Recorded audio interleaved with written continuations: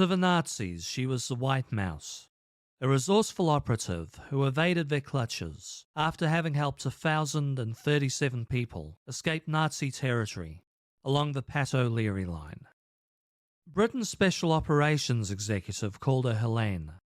To them, she was a member of their freelance cell, embedded with the French resistance.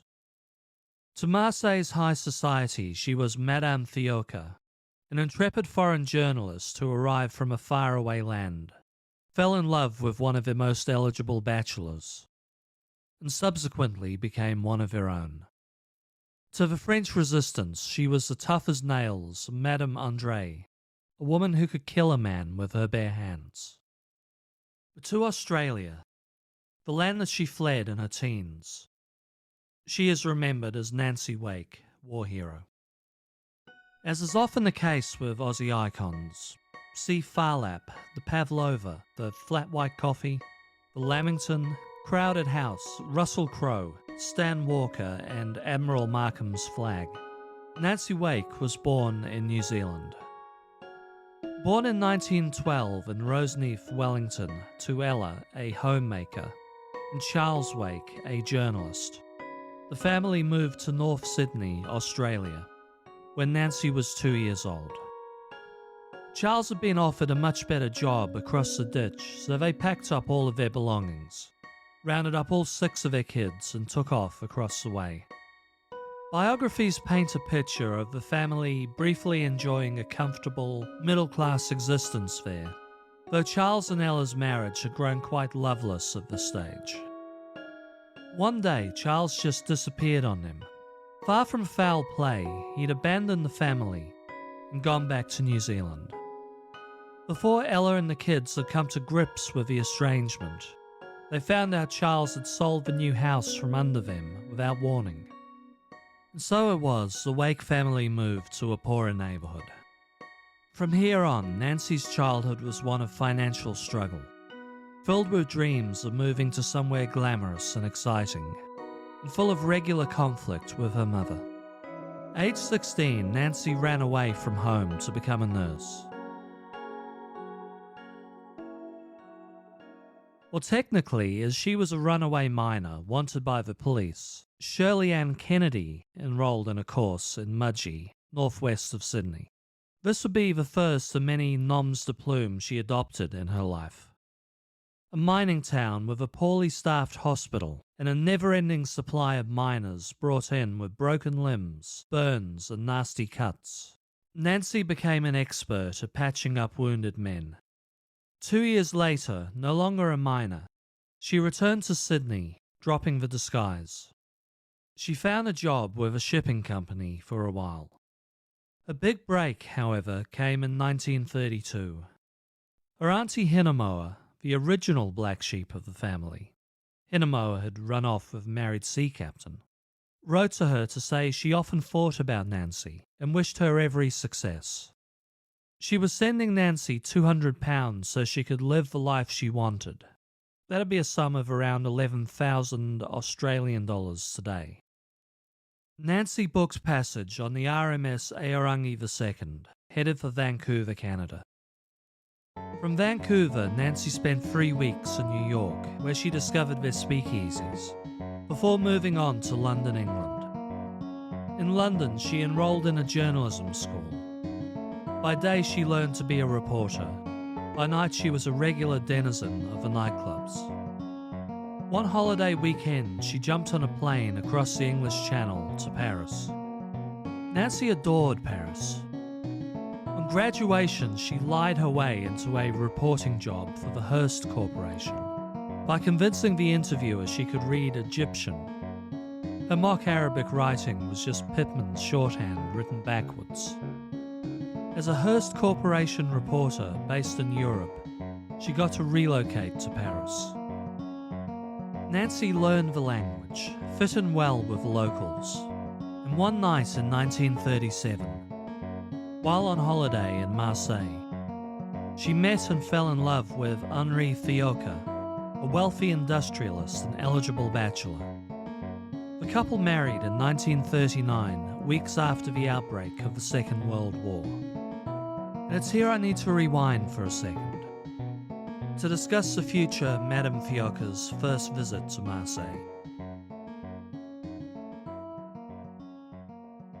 Any story of Europe in the 1930s is bound to intersect with a particular type of lowlife. A visit to Marseille on 9th October 1934 would not have been her first experience of fascists in action. She was still in Sydney in 1932 when a fascist on horseback gazumped the Socialist Premier of New South Wales, Jack Lang. As Lang prepared to cut the ribbon on the newly built Sydney Harbour Bridge, one Francis de Groot beat him to it with his cavalry sabre. What happened in Marseille, however, was far more ominous. On October 9th, Nancy Wake was sent to Marseille to cover the arrival of King Alexander I of Yugoslavia. Alexander the Unifier had formerly been the king of just Serbia. He was having one hell of a time unifying his now multi-ethnic empire, particularly from ultranationalist groups who wanted self-determination. The Ustasha, a Croatian fascist organization run in exile from Italy, were by far his greatest threat. Yugoslavia also faced pressure directly from fascist Italy, as they claimed ownership of several regions within Slovenia and Croatia. On the political front, federalists wanted to split the empire into smaller, constituent parts through legal avenues. A number of landlords were also furious with him, after Alexander dispossessed them of rural land, which he then redistributed to the serfs that were living on the land.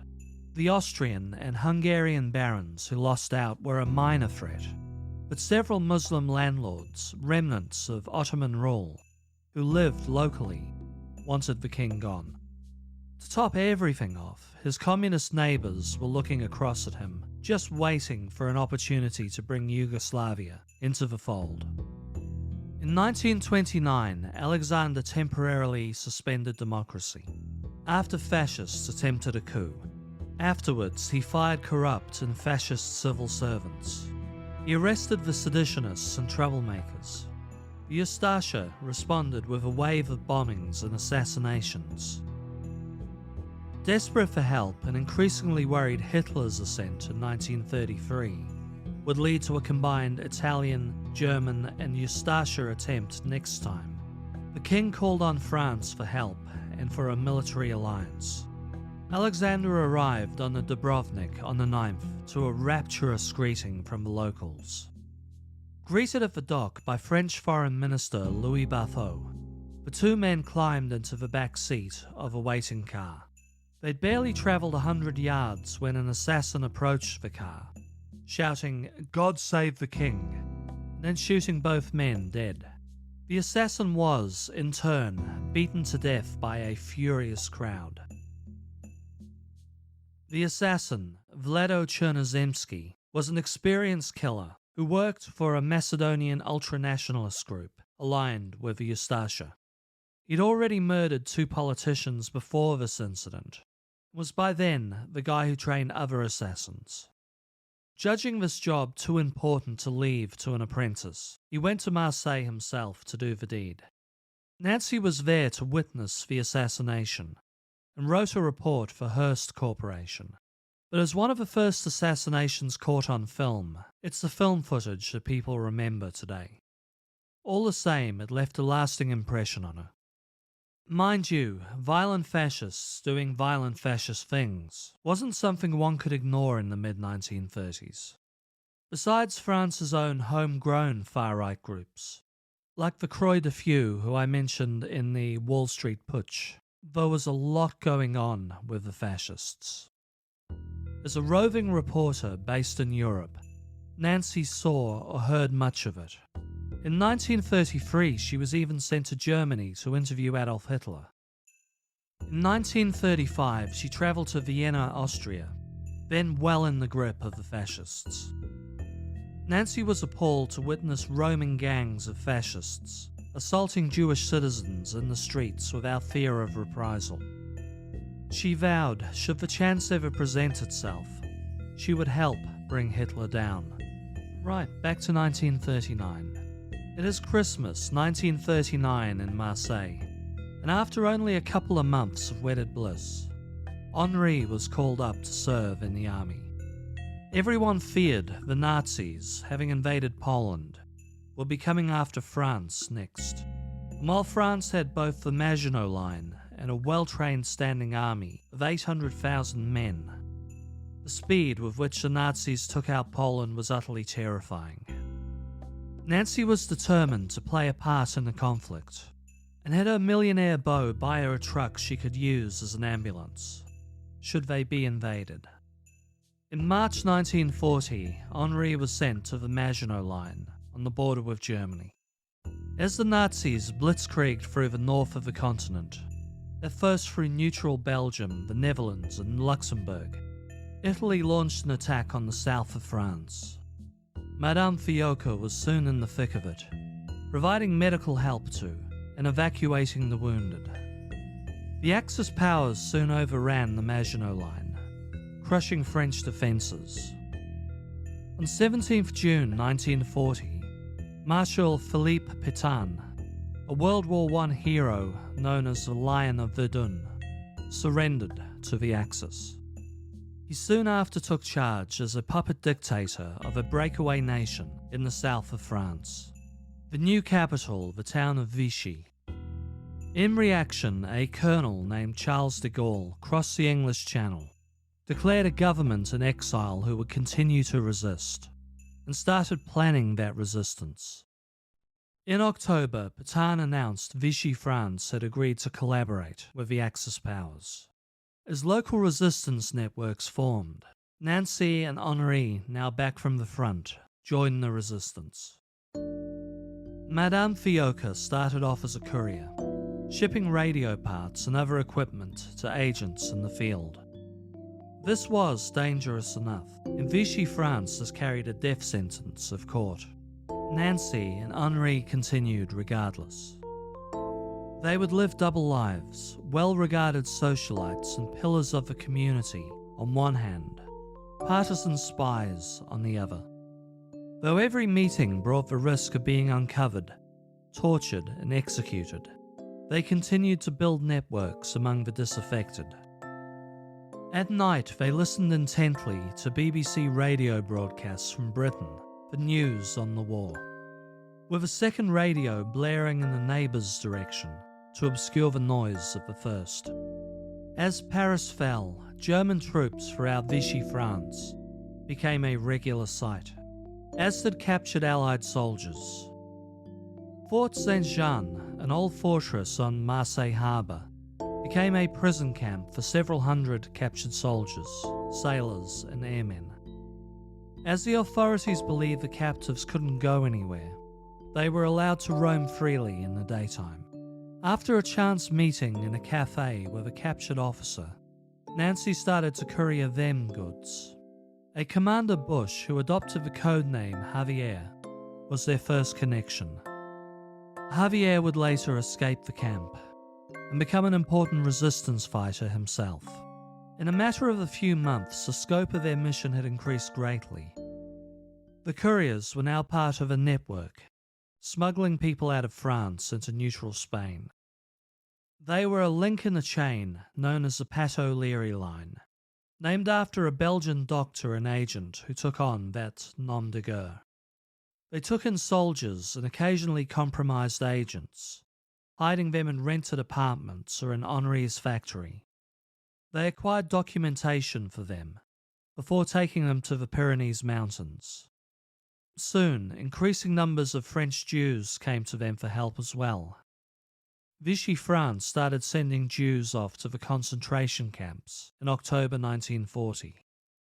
In September 1941, the agents of the Pat O'Leary line were sent into disarray when a rogue operative turned on them. An alleged British officer, allegedly named Paul Cole, stole a large sum of money from the resistance that he'd been given to courier from one cell to another. Cole was confronted, but as the agents argued if they should kill him, he jumped out of a window. Cole, real name Harold Cole, handed himself into the Gestapo informing on the resistance. Turns out he was actually a British deserter with a long civilian history of theft and fraud. Cole was in Nancy's house just the once, Nancy having taken a dislike to him and thrown him out. It was possible that one visit wasn't enough for Cole to remember her location. All the same, 50 members of the resistance were captured and executed on his information. On 8th November 1942, Britain's General Montgomery led 110,000 troops into northern Africa in Operation Torch.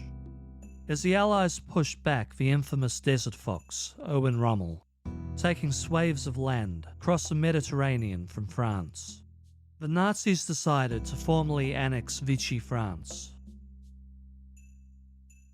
With a flood of German soldiers into the region, the work of moving escapees along the Pat-O'Leary line became all the more dangerous. The Vichy government had never taken to the ports of Marseille en masse, setting fire to a neighbourhood which housed 20,000 people, just to disrupt resistance activity in the area. The Nazis had no problem doing this. This led to a growing number of angry newcomers now looking to join the resistance. Every new recruit brought added muscle, but also the very real possibility of admitting another turncoat or double agent. By 1943, having helped over 1,000 people escape, Nancy was finally on the Nazis' radar. Strange men began following her. The phone developed a strange click every time she picked it up. A man was caught going through their letterbox one day by a neighbour. Nancy and Henri discussed the situation. Nancy was to escape down the Pat-O'Leary line immediately. Henri would get the factory in order to keep running without him, and then follow her. Now Madame Fiocca's escape was fraught with difficulty. The first 2 attempts were scuttled by terrible weather. While in Toulouse to meet with Pat-O'Leary, she was arrested while trying to flee from a train. The police, unaware that she was the famed White Mouse, detained her on suspicion of being a sex worker. Pat-O'Leary came to her rescue, explaining to police she wasn't a sex worker, but was in fact his mistress. Multiple times she tried to cross the Pyrenees, only to find the Gestapo had suddenly rumbled one link or another in the O'Leary line. Just prior to her 6th attempt, Nancy joined in on a jailbreak of 10 Allied officers. Then, with the officers in tow, she made her escape. This involved all manner of complications, like having to jump from a moving train and dash away from Nazis as they fired a rain of bullets at her.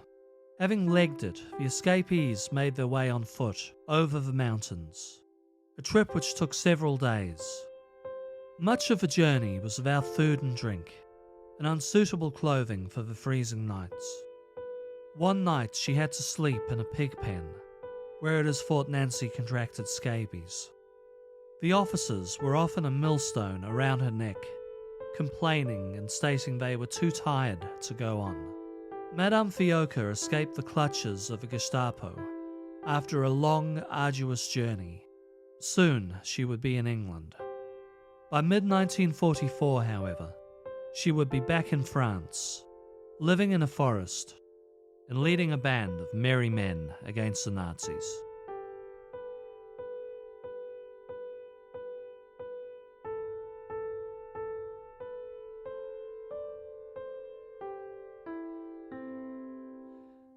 Okay, I'm gonna split the episode in two. I'll have the second half up next week,